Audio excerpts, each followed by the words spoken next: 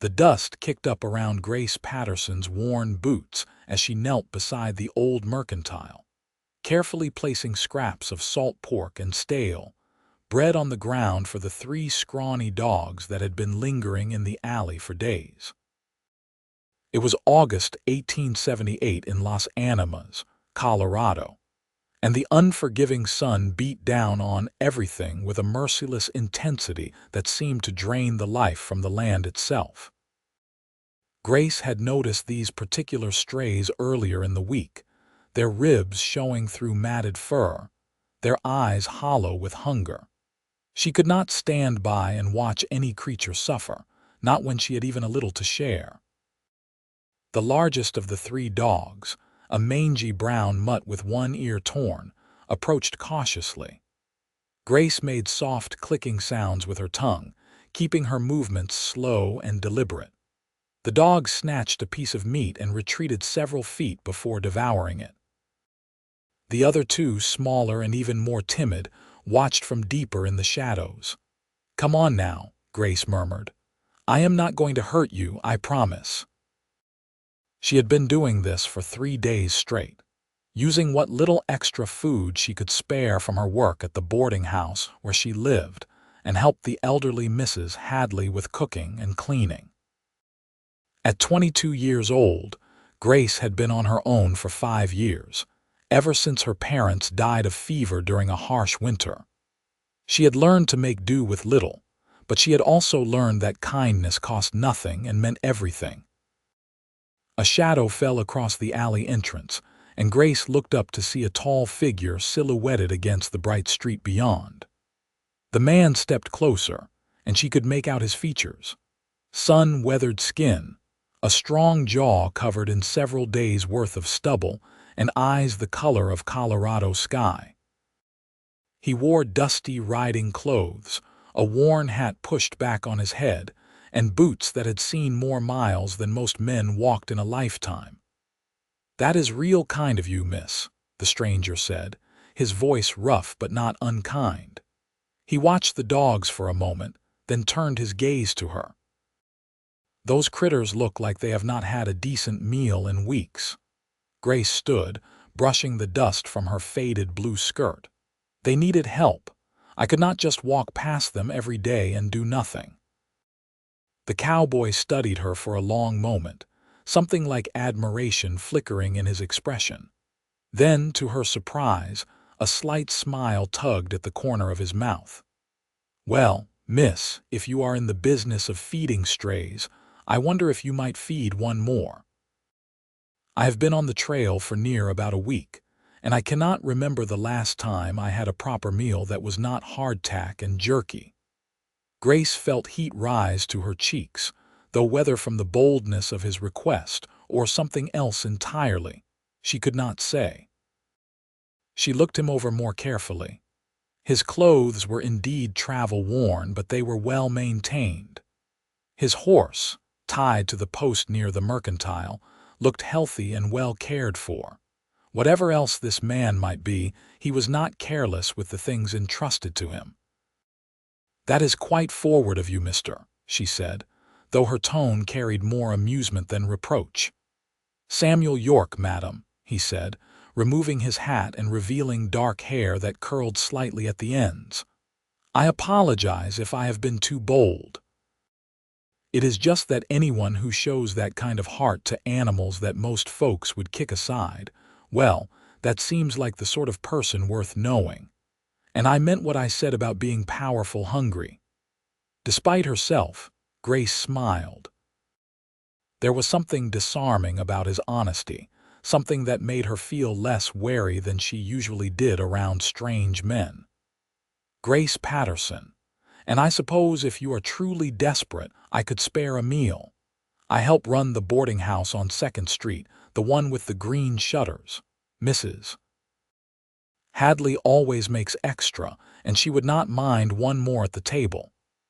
"I would be much obliged, Miss Patterson," Samuel said, and the genuine gratitude in his voice made Grace believe he truly meant it. They walked together toward the boarding house, Samuel leading his horse, a sturdy bay gelding with intelligent eyes.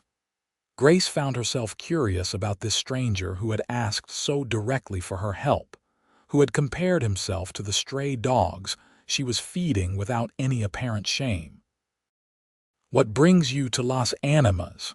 she asked as they walked down the dusty main street, past the saloon where raucous laughter spilled out into the afternoon heat, past the land office and the general store. "Work, mostly," Samuel replied. "I have been doing ranch work up near Pueblo, but the outfit I was with sold most of their herd. They kept on only the hands who had been there longest, which did not include me.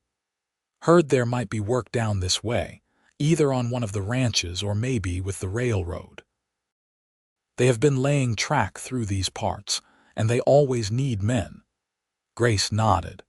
She had heard about the railroad expansion, how it was bringing changes to Colorado, connecting the territory in ways that seemed both promising and troubling. Some people said it would bring prosperity. Others worried it would bring too many outsiders, too much change too fast. "There is a ranch about 10 miles west of here, the Running River Ranch," Grace said. "I heard the owner, Mr. Calloway, was looking for hands. He comes into town every couple weeks for supplies, and last time he mentioned needing men who knew their way around cattle." "That is good to know," Samuel said. "I appreciate the information." They reached the boarding house, a 2-story structure that had seen better days but was kept clean and well-maintained through Grace's diligent efforts and Mrs. Hadley's exacting standards. Grace led Samuel around to the back, where there was a pump and a trough. "You can water your horse here," she said. "And there is a small stable out back where you can put him if you need. Mrs. Hadley does not mind as long as guests are respectful."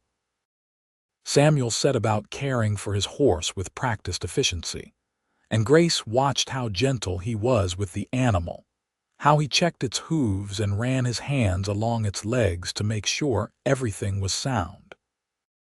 She had learned long ago that you could tell a lot about a person by how they treated animals, and everything she saw of Samuel York suggested he was decent. When he finished, she led him inside through the back door into the large kitchen where Mrs. Hadley was stirring a pot of stew that filled the room with the rich aroma of beef and vegetables. The older woman looked up, her gray eyebrows rising in question. "Mrs. Hadley, this is Mr. Samuel York," Grace said. "He is passing through, looking for work, and I told him we might have enough for one more at supper." Mrs. Hadley was in her late 60s, a widow who had run the boarding house for 20 years.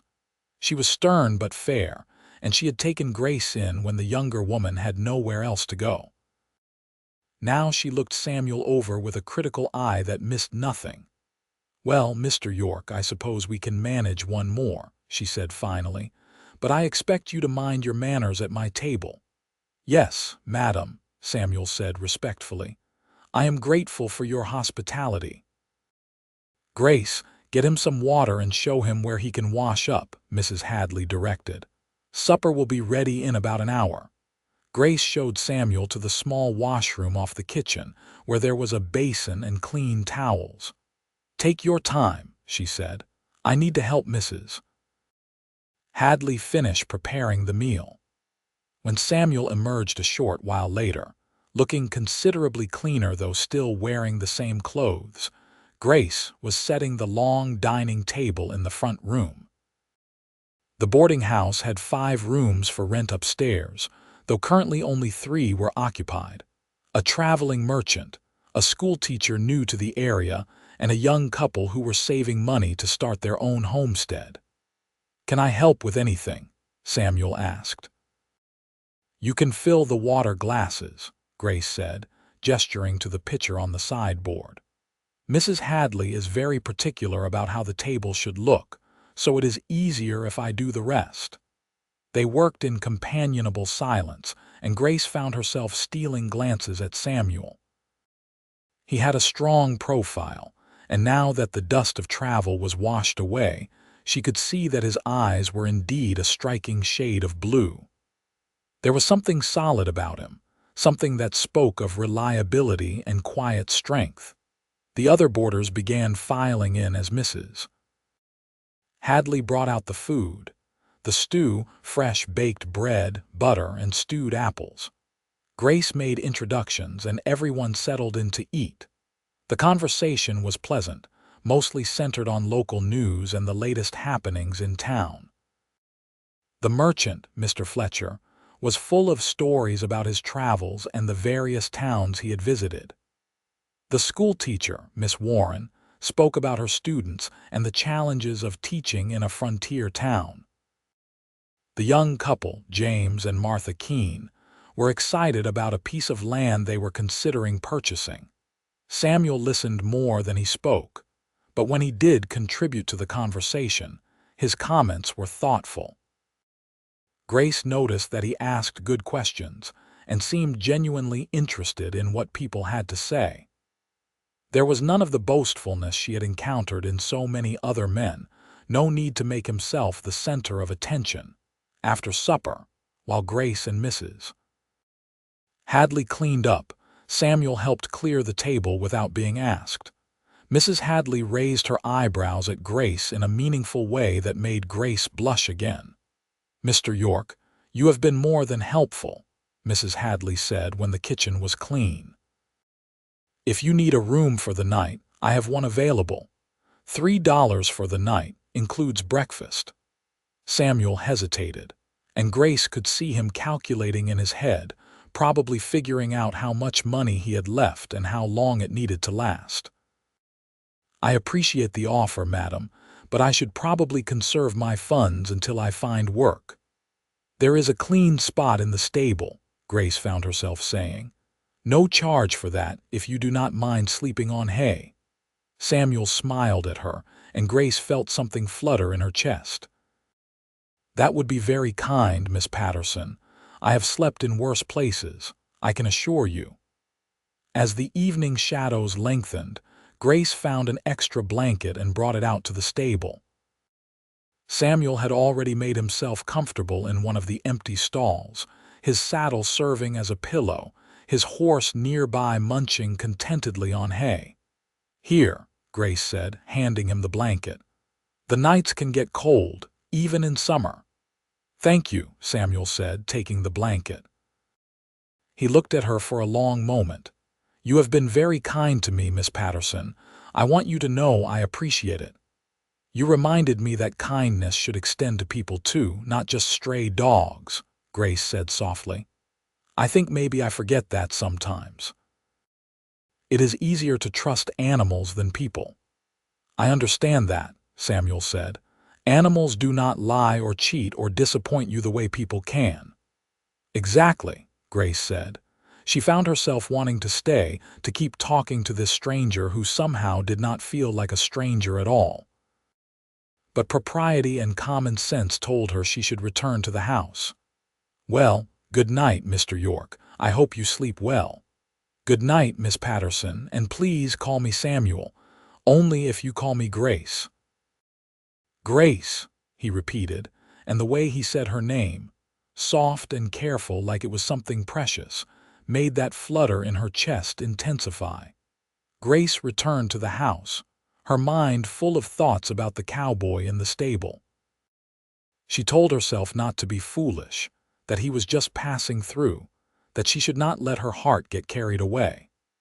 But as she lay in her small room under the eaves that night, she could not stop thinking about blue eyes and a gentle smile and hands that treated animals with care. The next morning, Grace woke early as always and helped Mrs. Hadley prepare breakfast. She found herself wondering if Samuel was still in the stable or if he had already left, and she was surprised by how much she hoped it was the former. When she carried food scraps out to the alley for the stray dogs, she saw that Samuel's horse was still in the stable, and relief washed over her. She fed the dogs, pleased to see they were becoming less skittish, more willing to approach her. The brown mutt with the torn ear actually wagged his tail when he saw her, and the two smaller dogs crept close enough to eat while she was still standing there. They are starting to trust you.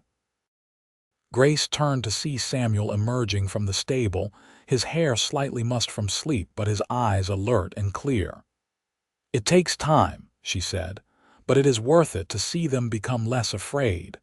"Will you keep feeding them?" Samuel asked. "As long as they are here and need help, yes," Grace said, "though I hope eventually to find them proper homes. There is a family at the edge of town with children who might take the smallest one if I can catch her. She would do well with a family, I think." Samuel walked with her back to the boarding house. "I was thinking I would ride out to that ranch you mentioned, the running river, and see if they have work. But I wanted to say goodbye first, and to thank you again for your kindness." Grace felt disappointment settle in her stomach like a stone, but she pushed it aside. Of course he was leaving. That was what people did. They passed through, and you did not see them again. That was the way of things in a territory like Colorado, where so many people were transient, always moving toward the next opportunity. "I hope you find what you are looking for," she said, meaning it. "Grace," Samuel said, and then seemed to struggle with what he wanted to say next. "Would it be all right if I came back to town now and again? To see you, I mean. If I get work at the ranch, I could ride in on Sundays or whenever I have a day off." Grace looked up at him, searching his face for any sign of insincerity, but all she saw was hope and a kind of tentative vulnerability that touched her heart. "I would like that," she said quietly. "I would like that very much." The smile that broke across Samuel's face was like sunrise, bright and warm and full of promise. "Then I will be back," he said. "That is a promise." He left after breakfast, riding west toward the Running River Ranch, and Grace watched him go with a strange mixture of hope and fear warring in her chest. She had learned not to count on anything, not to let herself dream too much, because disappointment hurt less that way. But something about Samuel York made her want to take the risk. The days that followed were busy ones. August heat bore down on Las Animas with relentless force, and Grace spent her time helping Mrs. Hadley with the never-ending work of running a boarding house. Cooking, cleaning, mending, managing the accounts. In the early mornings and evenings, she continued to feed the stray dogs, and she was rewarded by seeing them grow healthier and more trusting. She managed to catch the smallest dog, a little black and white female with sweet eyes, and took her to the family at the edge of town. They were delighted with her, and Grace left feeling satisfied that she had made a difference, however small. 5 days after Samuel left, Grace was hanging laundry in the backyard when she heard the sound of a horse approaching. She looked up, her heart suddenly racing, and saw Samuel riding toward the house on his bay gelding. He looked tired but pleased, and when he saw her, his whole face lit up. "You came back," Grace said, unable to keep the joy out of her voice. "I said I would," Samuel replied, dismounting. "I am a man of my word." "Did you get the job?" Grace asked. "I did," Samuel said. "Mr. Calloway hired me on the spot. He said he liked the look of me, whatever that means. The pay is decent and the work is honest. I have Sundays off and every other Saturday afternoon." "That is wonderful," Grace said, genuinely happy for him. "I am glad it worked out." "I was hoping," Samuel said, suddenly looking uncertain, "that maybe you would let me take you to supper sometime. There is a restaurant on Main Street, nothing fancy but respectable. I know we have only just met, but I would like to know you better, Grace. If you are willing." Grace thought about all the reasons she should say no, all the ways this could end in heartache.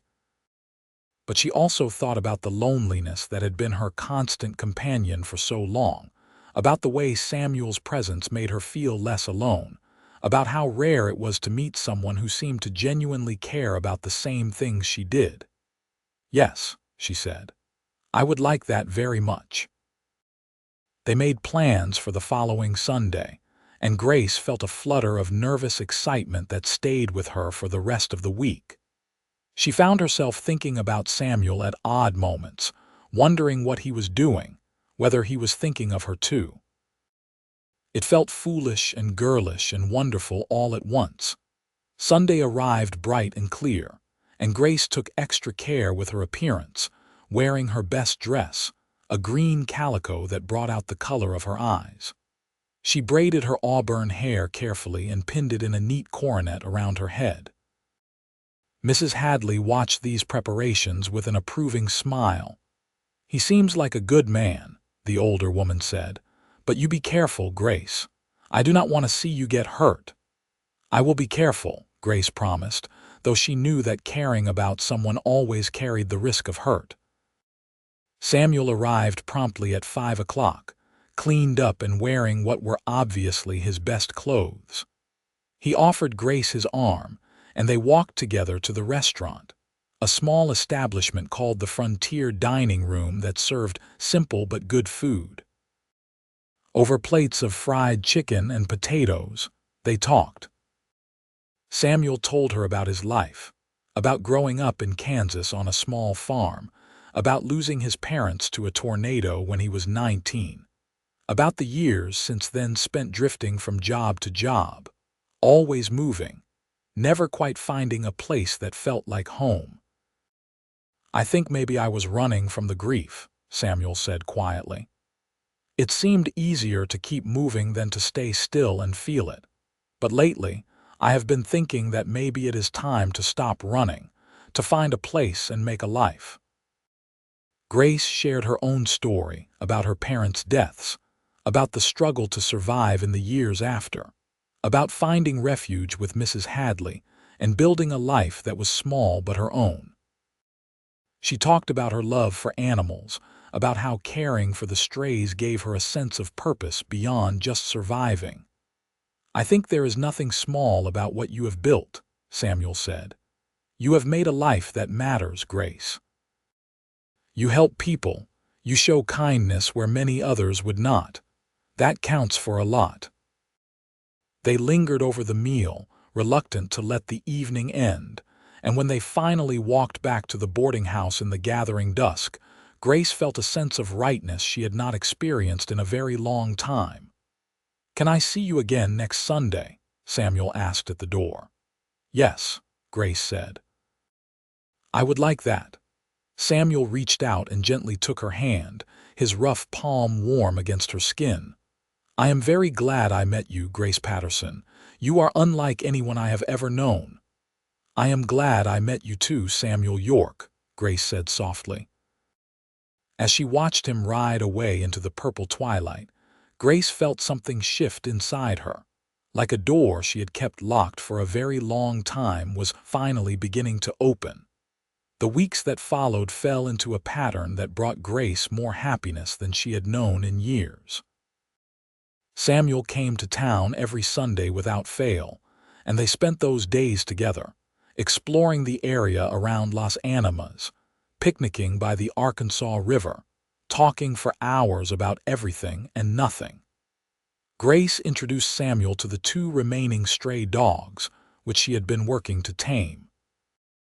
The brown mutt with the torn ear, whom she had named Rusty, had become particularly attached to her, following her everywhere when she was outside.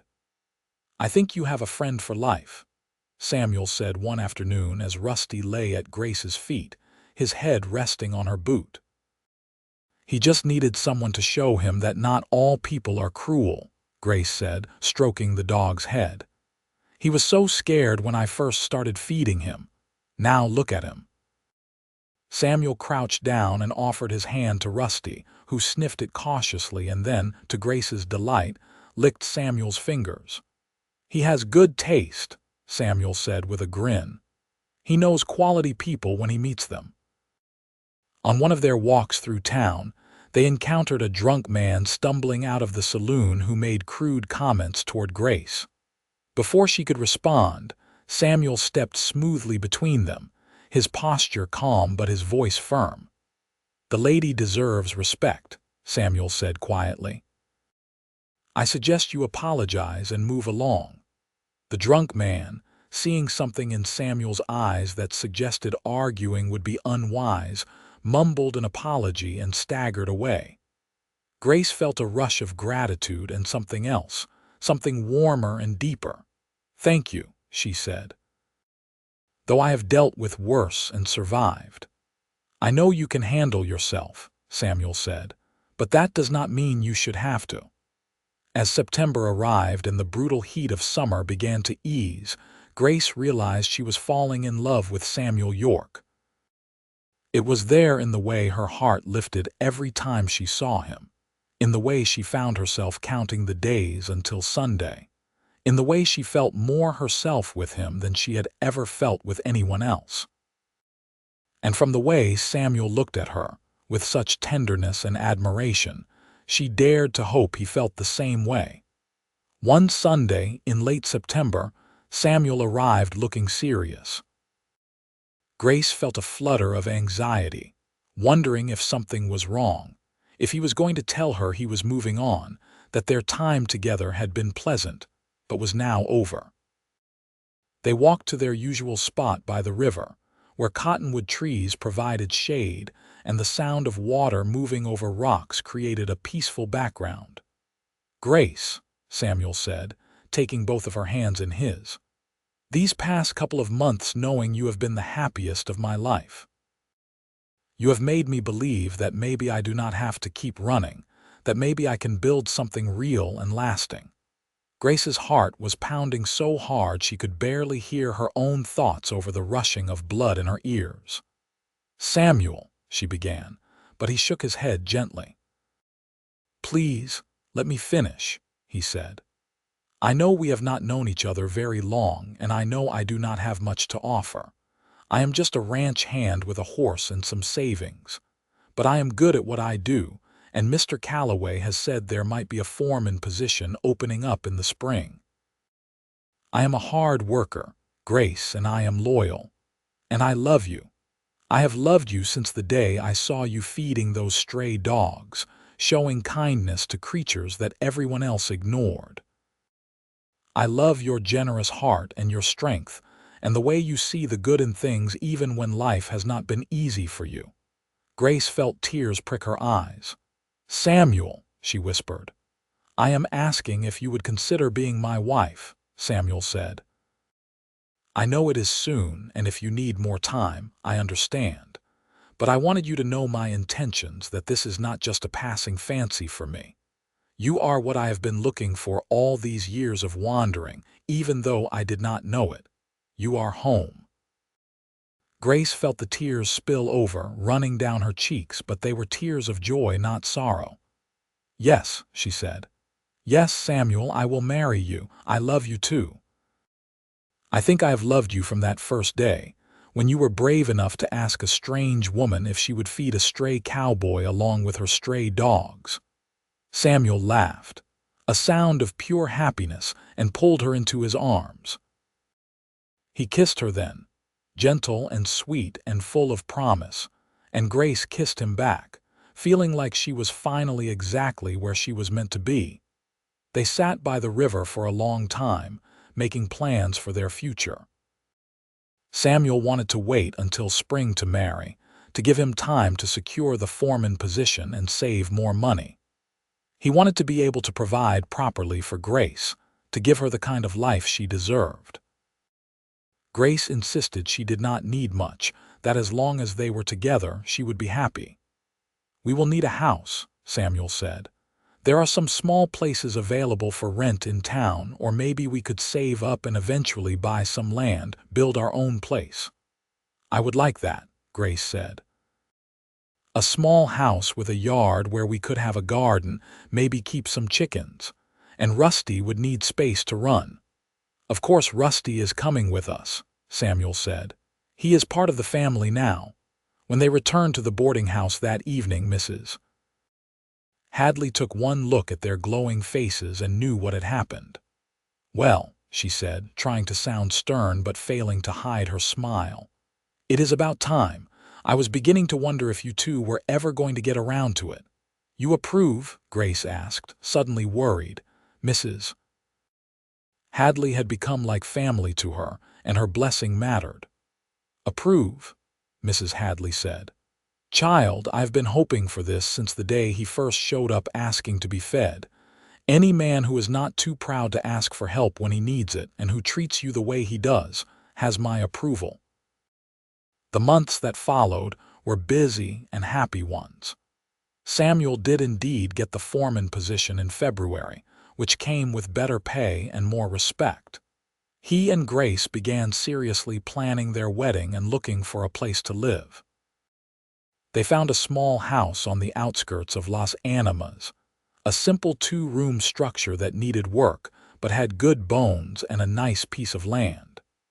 Samuel negotiated to rent it with an option to buy, and he spent his free time making repairs and improvements. Grace continued her work at the boarding house, wanting to save as much money as possible for their new life together. She also continued to care for the stray animals that crossed her path, with Samuel's full support and encouragement.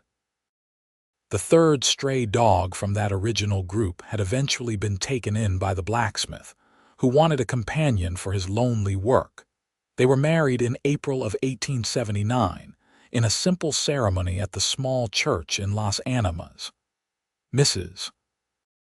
Hadley stood up for Grace, and one of Samuel's fellow ranch hands stood up for him.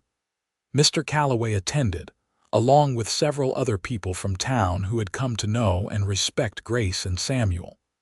It was not a fancy wedding, but it was full of genuine warmth and joy. Grace wore a new dress that Mrs. Hadley had helped her make, a soft ivory color with simple embroidery. Samuel wore a new suit, the first he had ever owned, and he could not stop smiling the entire day. When the preacher pronounced them man and wife, Samuel kissed Grace with such tenderness that several of the ladies in attendance dabbed at their eyes with handkerchiefs. The reception was held at the boarding house, where Mrs. Hadley had outdone herself preparing food. There was music and dancing, and Grace felt like she was floating, held safe in the circle of Samuel's arms as they danced to a fiddle tune. "Happy," Samuel murmured against her ear. "More than I ever thought possible," Grace replied. They moved into their little house, which Samuel had worked hard to make comfortable. He had built a proper bed frame and a table and chairs. He had repaired the roof and chinked the gaps in the walls. It was not much by some standards, but to Grace, it was perfect because it was theirs. Their life together settled into a comfortable rhythm. Samuel left early each morning for the ranch, returning in the evening, and Grace kept the house and began planting a garden. She still helped Mrs. Hadley a few days a week, not wanting to leave the older woman entirely on her own and enjoying the work and company. Rusty adapted to his new life with enthusiasm, appointing himself guardian of the property and greeting Samuel ecstatically every evening when he came home. In the evenings, Grace and Samuel would sit on the small porch of their house, watching the sun set over the Colorado plains, talking about their days and their dreams. Samuel spoke of maybe one day having his own ranch, just a small operation, enough cattle to make a living. Grace spoke of maybe having children someday, of creating a family of their own. "How many children do you want?" Samuel asked one evening, his arm around her shoulders as they sat together. "I do not know," Grace said thoughtfully. "2 or 3, maybe. Enough to fill a house with laughter, but not so many we cannot care for them properly." "That sounds perfect," Samuel said. "And we will teach them to be kind, to care for things that need caring for, like their mother does. And to be strong and honest and hardworking, like their father," Grace added. By summer, Grace discovered she was pregnant. The news filled her with a mixture of excitement and fear. She had seen enough women die in childbirth to know the dangers, but Samuel's joy was so complete that it pushed back some of her anxiety. "We are going to have a baby," he kept saying, as if he could not quite believe it. "Grace, we are going to be parents." Samuel became even more protective and attentive, if that was possible. He insisted Grace not work too hard, that she rest when she was tired, that she eat enough. Mrs. Hadley took on a grandmother-like role, offering advice and practical help.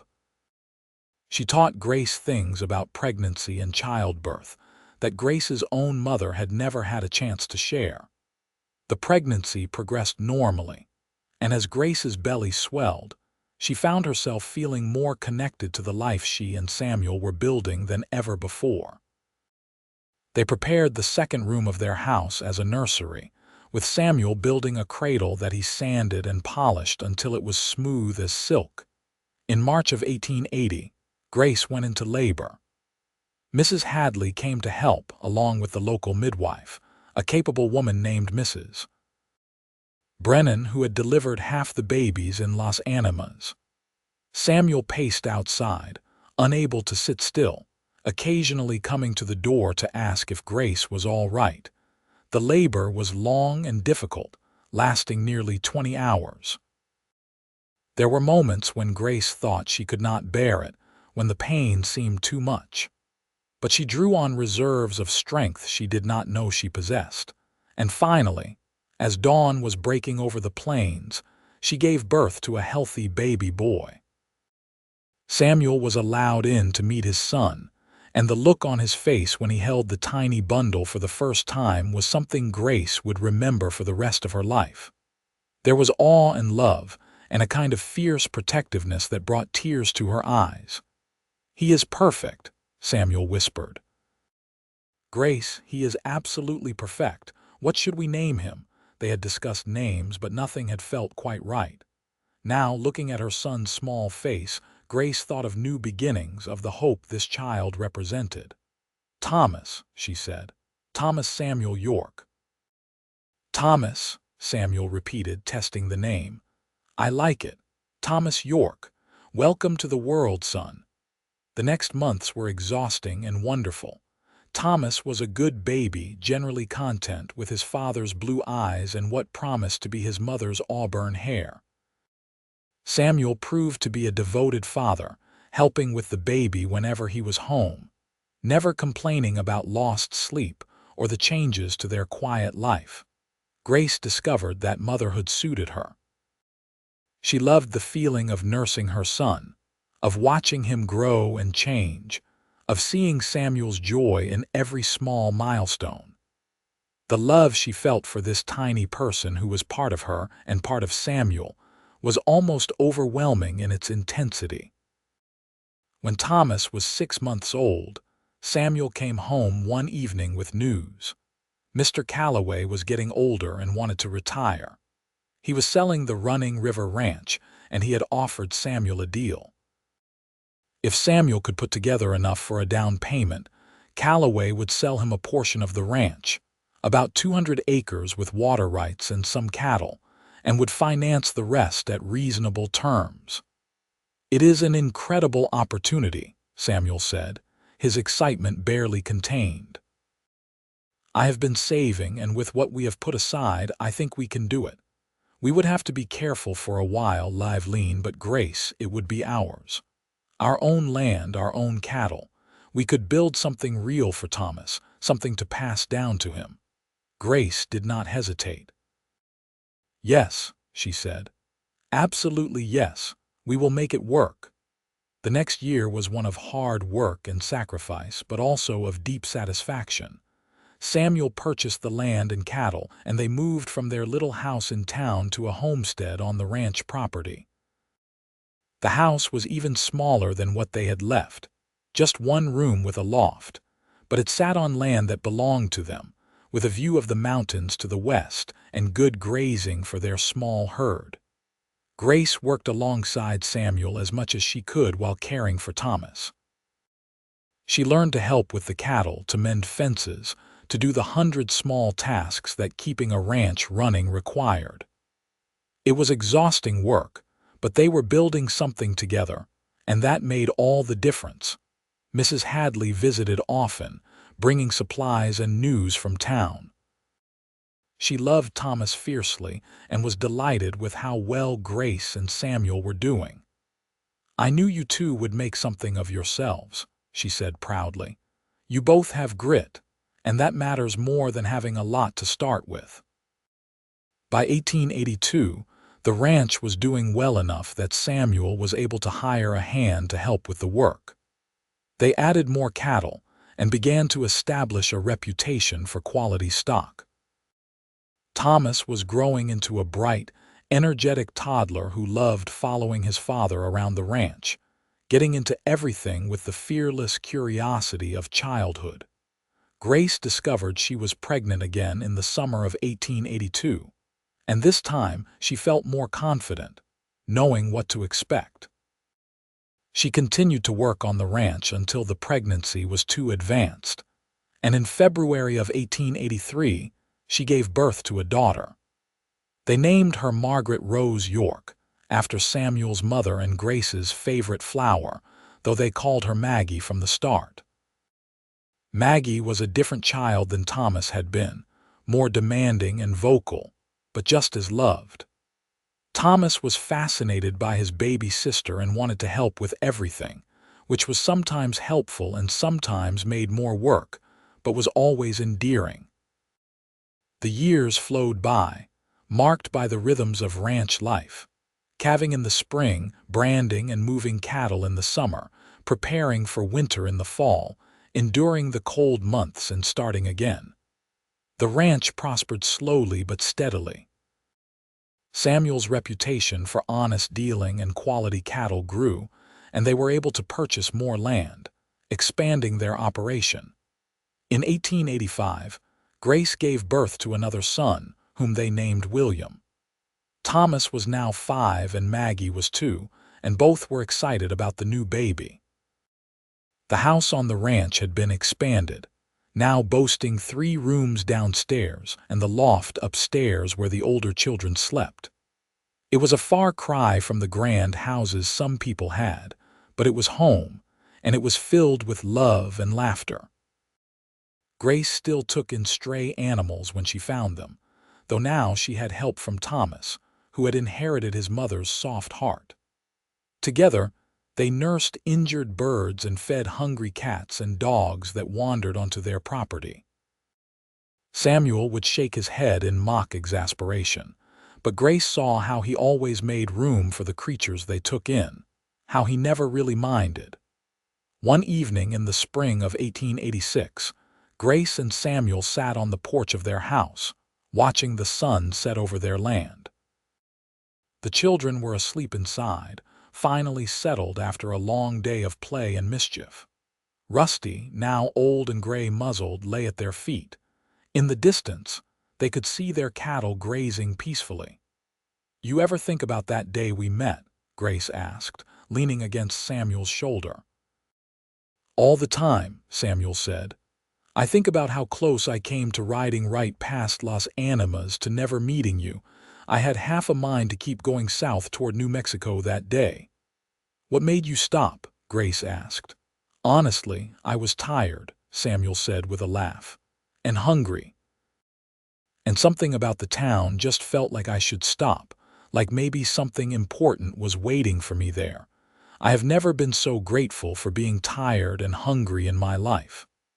"I think about what my life would have been like if you had not stopped," Grace said.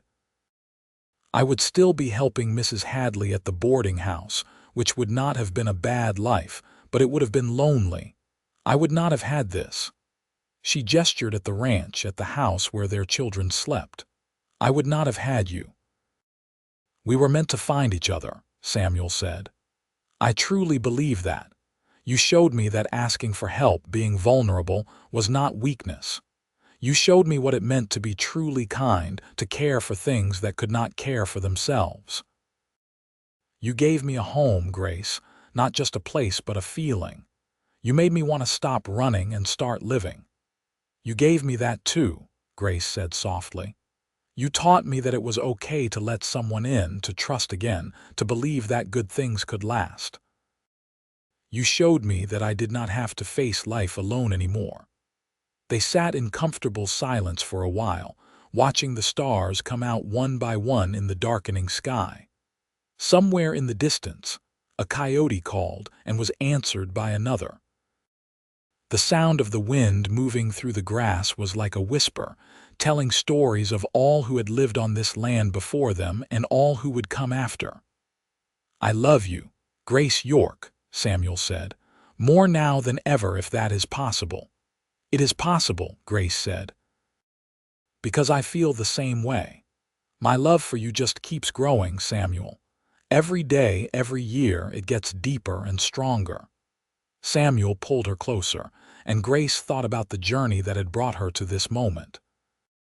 She thought about the lonely girl feeding stray dogs in an alley, about the bold cowboy who had asked if she would feed him too, about all the days and months and years since then that had woven their lives together into something beautiful and strong.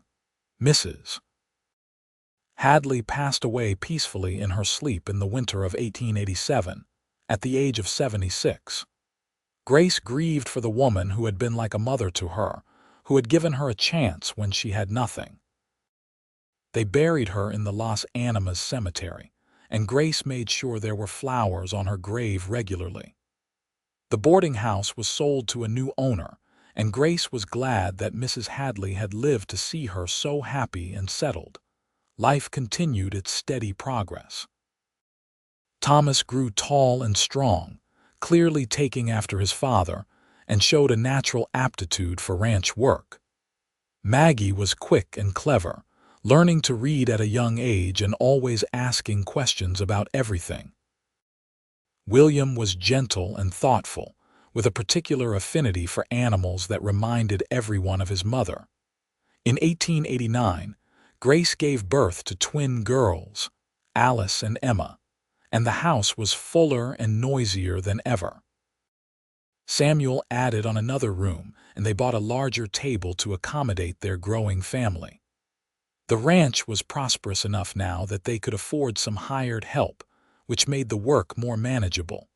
The children grew up knowing the value of hard work and the importance of kindness. Grace and Samuel taught them to treat animals with respect, to help those who needed it, to be honest in all their dealings.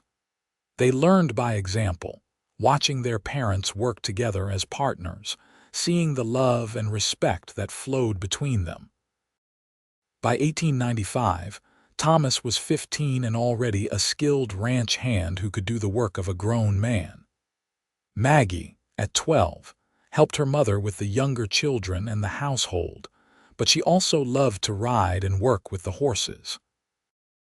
William, at 10, had a whole menagerie of animals he was nursing or taming, from injured hawks to orphaned fawns.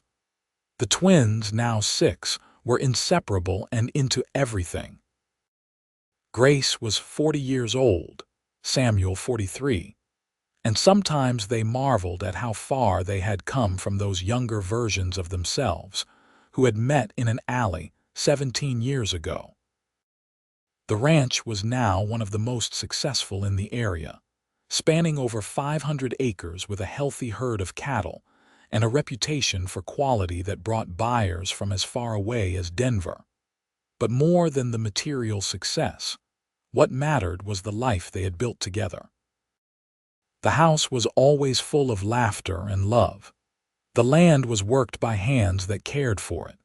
The animals, both livestock and the various strays Grace and the children continued to rescue, were treated with kindness and respect. One Sunday in the summer of 1895, the whole family drove into Las Animas in the big wagon Samuel had bought the previous year. They attended church and then visited the cemetery where Grace placed flowers on Mrs. Hadley's grave and told her about everything that was happening, a tradition she had kept up over the years.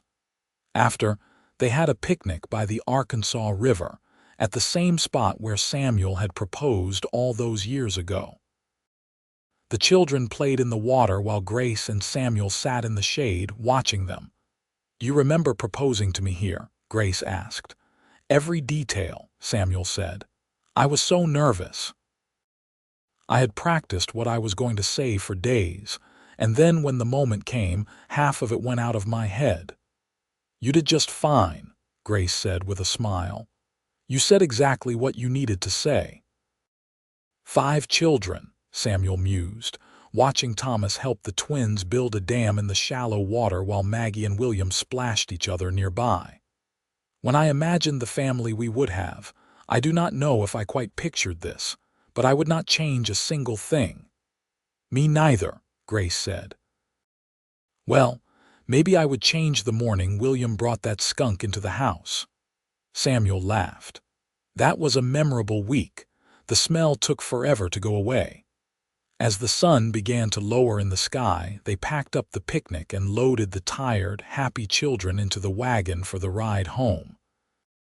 Grace sat next to Samuel on the front seat, her hand resting on his thigh, feeling the familiar comfort of his presence beside her. When they reached the ranch, Thomas helped his father with the horses while Maggie got the younger children ready for bed. Grace prepared a simple supper, and they all ate together at the big table, the conversation flowing easily, everyone sharing stories from the day. After the children were in bed, Grace and Samuel took their customary walk around the property, checking on things and enjoying the cool evening air. They stopped at the corral where their horses stood dozing, then walked to the top of a small rise that gave a view of the entire ranch spread out below them. "You know what I think about sometimes," Samuel said. "I think about all the moments and decisions and coincidences that had to happen for us to end up here. If I had not stopped in Las Animas that day, if you had not been in that alley feeding those dogs, if I had not been bold enough or hungry enough or desperate enough to ask you for help. Any one of those things going differently and we would not have this. I think we would have found each other somehow," Grace said. "Maybe not that exact way, but somehow. I think some people are meant to be together, and the universe finds a way to make it happen." "You really believe that?" Samuel asked. "I do," Grace said. "I have to believe that the best things in life are not just random accidents, that there is some kind of meaning, some kind of plan, even if we do not always understand it." Samuel kissed her forehead. "Well, whatever force or fate or providence brought us together, I am grateful for it every single day." The years continued to pass, each one adding new layers to the story of Grace and Samuel's life together. Thomas married in 1898 at the age of 18 to a sweet girl named Helen from a neighboring ranch. They built a house on a corner of the York Ranch and began their own life together, with Thomas working alongside his father and gradually taking on more responsibility for running the operation. Maggie proved to have a head for business and took over managing the ranch accounts and dealings with buyers, freeing Samuel to focus more on the land and cattle themselves. She was courted by several young men but was in no hurry to marry, declaring she was quite content with her life as it was. William went to Denver for 2 years to study veterinary medicine, the first in the family to pursue higher education. Grace and Samuel were incredibly proud, even though they missed him terribly during his time away. He returned in 1902, at the age of 23, and set up a practice in Las Animas, where his reputation for skill and compassion quickly grew. He married a schoolteacher named Caroline, and they settled in town. The twins, Alice and Emma, were as different as could be despite being identical in appearance. Alice loved working on the ranch and could outride most of the hands. Emma preferred quieter pursuits, spending hours reading or painting the landscapes around their home. Both were courted actively, much to Samuel's consternation, though he trusted them to make good choices. In 1903, Thomas and Helen made Grace and Samuel grandparents for the first time, with the birth of a baby girl they named Grace, after her grandmother.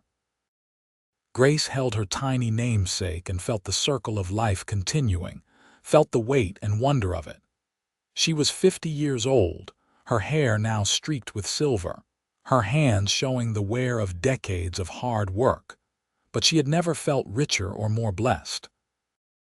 Samuel was 53, still strong and vital despite some creaking in his joints on cold mornings.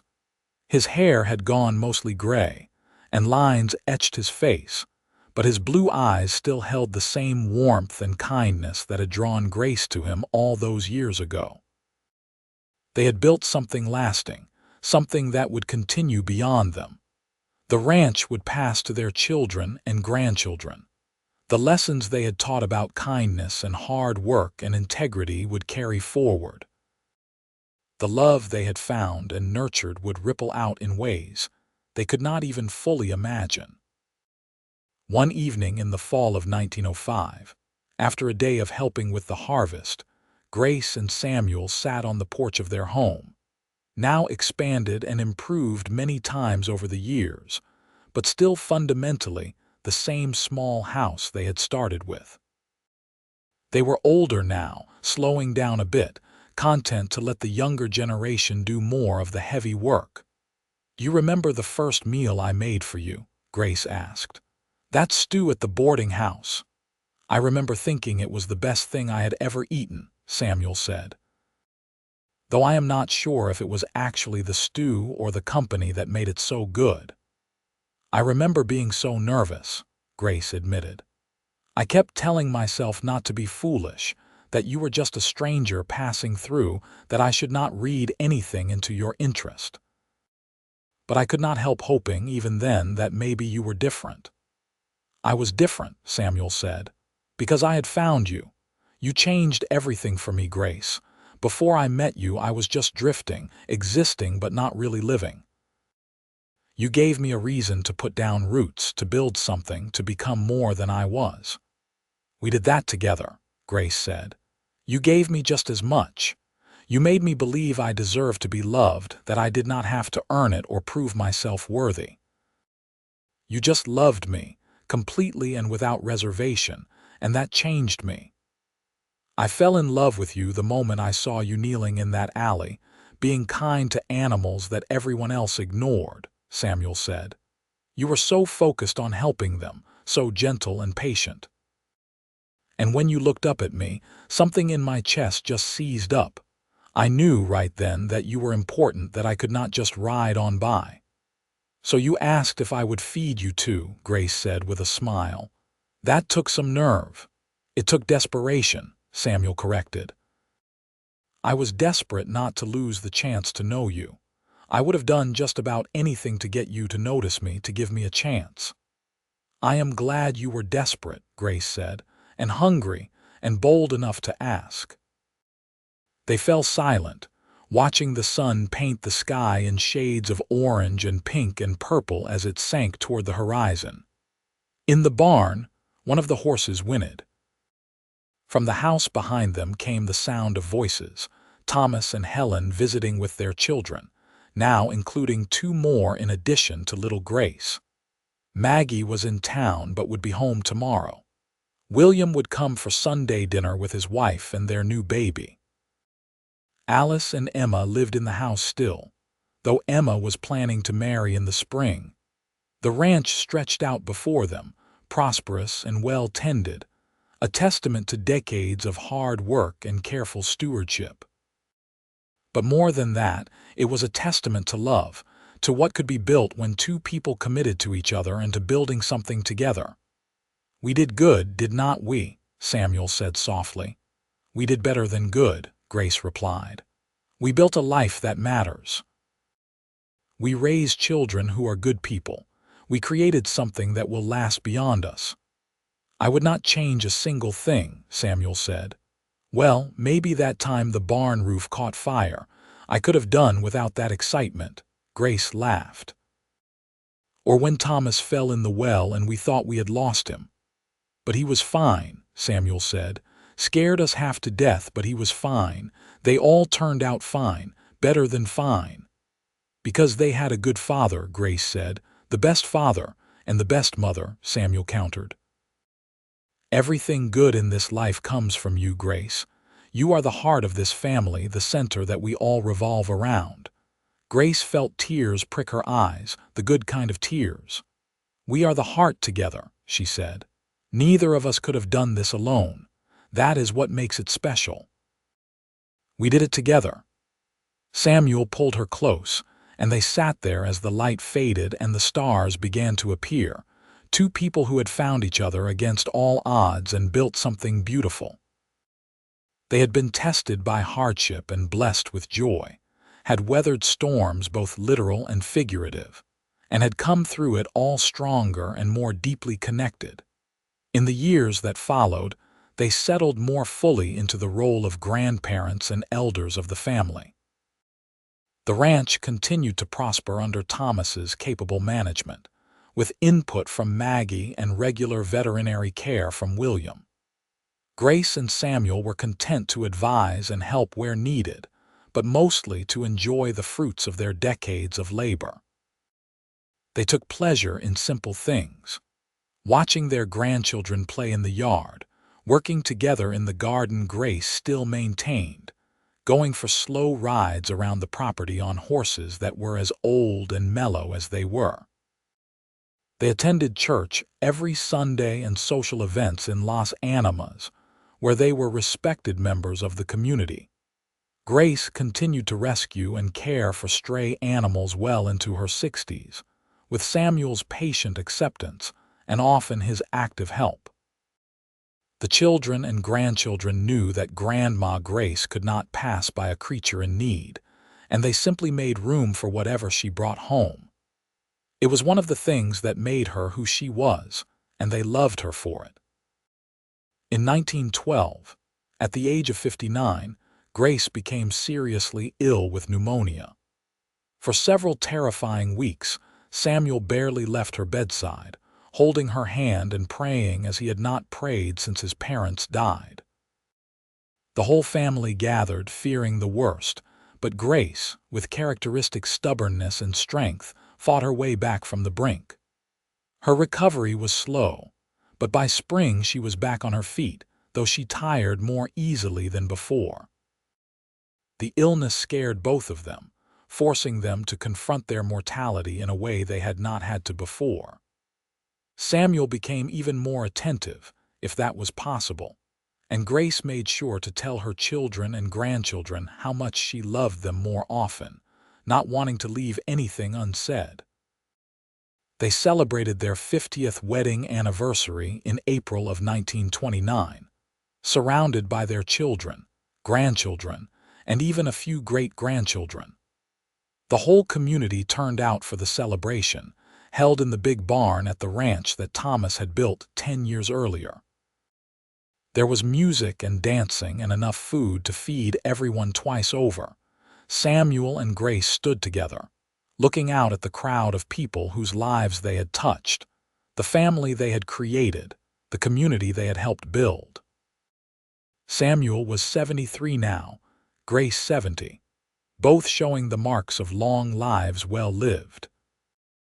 But when they danced together to the old fiddle tune that had played at their wedding, they moved with the ease of people who knew each other's rhythms perfectly, who had spent 5 decades learning to move as one. 50 years, Samuel said wonderingly. Half a century. Where did the time go? Into this, Grace said, gesturing at the celebration around them. Into every day we spent building our life. I would not trade a single day of it, Samuel, not one. Not even the hard days, Samuel asked, and there were plenty of those. Especially not the hard days, Grace said. Those are what made the good days so sweet. And besides, even on the hardest days I had you. That made all the difference. I love you, Grace York, Samuel said. Just as much as the day I married you. More, actually, because now I know all the years we have ahead of us are precious gifts. I love you too, Grace said. My dear, sweet cowboy who was brave enough to ask a strange woman for help. Best decision I ever made was saying yes to you. They lived several more good years, watching their family continue to grow and flourish. The ranch passed officially to Thomas in 1931, though Samuel still went out most days to check on things and offer advice. Grace spent her time with her garden, her rescue animals, and her ever-expanding circle of descendants. Samuel passed away peacefully in his sleep in the spring of 1933 at the age of 77. Grace woke to find him gone, and while her heart broke with the loss, she also felt grateful. They had had 54 years together, more than many people got, and he had gone peacefully without pain or fear. She held his hand and said goodbye, thanking him for every day, every memory, every moment of love. She lived 3 more years without him, surrounded by family who loved her fiercely. She told stories about Samuel, about their early days, about building the ranch and raising their children. She wanted the younger generations to know where they came from, to understand the sacrifices and love that had created what they now enjoyed. Grace passed away in the summer of 1936, at the age of 83, sitting in her chair on the porch of the house she and Samuel had built together. She had been watching the sunset, something she had done with Samuel thousands of times, and she simply closed her eyes and did not open them again. The family found her there, peaceful and serene, gone to join the man she had loved for more than half a century. They buried her next to Samuel in the cemetery in Las Animas, not far from Mrs. Hadley's grave. The whole town turned out for the funeral, testament to the impact Grace York had made on everyone she met. The preacher spoke of her kindness, her generosity, her strength. But it was Thomas who gave the eulogy that truly captured who she had been. "My mother taught us to be kind to all creatures, to help those who could not help themselves, to see the value in things others might overlook," Thomas said, his voice thick with emotion. She lived those lessons every single day. She fed stray dogs and she fed a stray cowboy, and in doing so, she created all of this. He gestured at the gathered crowd, at his siblings and their families. Everything we are, everything we have, comes from the love between Grace Patterson and Samuel York. They showed us what it means to truly love someone, to build a life together, to create something lasting. We will miss her every day, but we will honor her by continuing to live the way she taught us, with kindness, with generosity, with open hearts. The ranch continued to prosper for generations, passed down through the York family.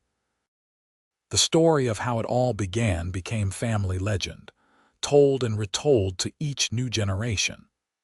The story of a woman feeding stray dogs in an alley, of a cowboy bold enough to ask if she would feed him too, of the love that grew from that simple beginning into something extraordinary.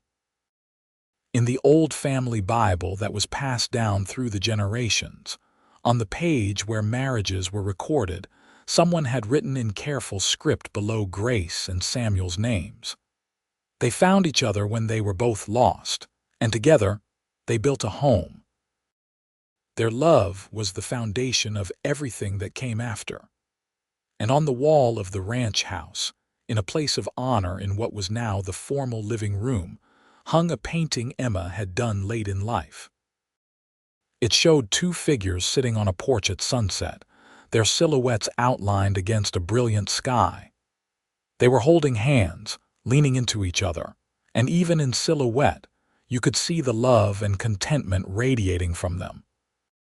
Below the painting was a small brass plaque that read simply, "Grace and Samuel York, 1878 forever." The land they had worked so hard to build up continued to support their descendants. The lessons they had taught about kindness and integrity and hard work continued to shape the family. And the love story that had started with such an unlikely beginning, with a woman feeding strays and a hungry cowboy brave enough to ask for help, lived on as an inspiration and reminder of what was possible when 2 people chose each other and committed to building something together. Years turned into decades, and still the York Ranch thrived, still the family remembered its founders. On quiet evenings when the work was done, and the family gathered on the porch of the big house that had grown from that original small cabin, someone would inevitably tell the story again. Did you know that great-great-grandma Grace was feeding stray dogs when great-great-grandpa Samuel met her? And he was so taken with her kindness that he asked if she would feed him too. And the younger generation would listen with wide eyes, hearing again about the brave cowboy and the kind woman, about how their love had created all of this, about how from such a simple beginning had grown something extraordinary that lasted long beyond their mortal lives. The story never got old because it was the foundation story, the beginning of everything. It was a reminder that love could be found in the most unexpected places, that kindness mattered, that courage to be vulnerable could lead to the greatest rewards. It was proof that two people, starting with almost nothing except each other, could build something that would last for generations. And so the story lived on, told and retold, embellished slightly with each telling perhaps, but always true in its essence. Grace and Samuel York had found each other in 1878 in Los Animas, Colorado, had built a life together based on love and mutual respect and hard work, and had created a legacy that continued long after they were gone. They had shown that happy endings were not just for fairy tales, that real love existed and could last, and could create something beautiful that endured. Their love story, which began with stray dogs and a hungry cowboy, became the stuff of family legend, a tale that warmed hearts and inspired hope in each new generation of Yorks. It was a reminder that sometimes the best things in life came from the simplest moments, that kindness was never wasted, and that true love, once found, could weather any storm and build something that lasted forever.